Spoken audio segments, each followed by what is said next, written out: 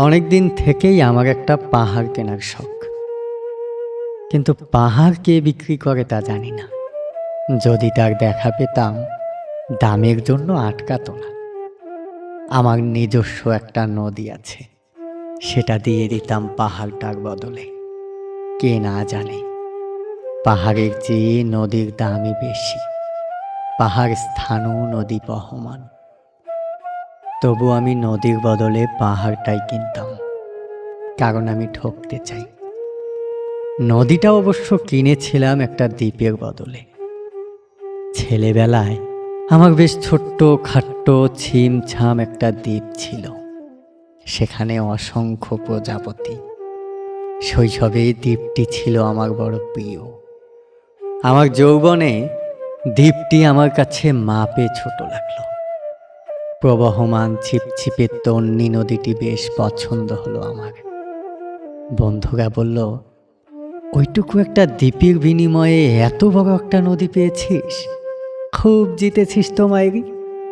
তখন জয়ের আনন্দে আমি বিহবল হতাম। তখন সত্যিই আমি ভালোবাসতাম নদীটিকে।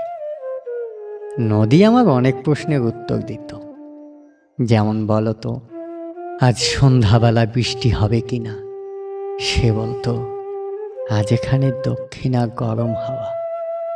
শুধু একটা ছোট্ট দ্বীপে বৃষ্টি, সে কি প্রবল বৃষ্টি, যেন একটা উৎসব।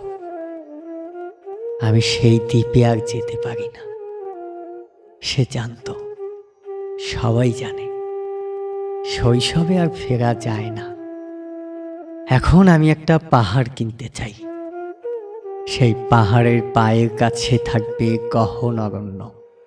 আমি সেই অরণ্য পার হয়ে যাব। তারপর শুধু রুক্ষ কঠিন পাহাড়, একেবারে চূড়ায় মাথার খুব কাছে আকাশ, নিচে বিপুলা পৃথিবী, চরাচরে তীব্র নির্জনতা। আমার কণ্ঠস্বর সেখানে কেউ শুনতে পাবে না। আমি শুধু 10 দিককে উদ্দেশ্য করে বলবো, প্রত্যেক মানুষই এখানে অহংকারী। এখানে আমি একা। এখানে আমার কোনো অহংকার নেই। এখানে জয়ী হওয়ার বদলে ক্ষমা চাইতে ভালো লাগে। হে 10 দিক, আমি কোনো দোষ করিনি। আমাকে ক্ষমা করো, ক্ষমা করো, আমাকে ক্ষমা করো।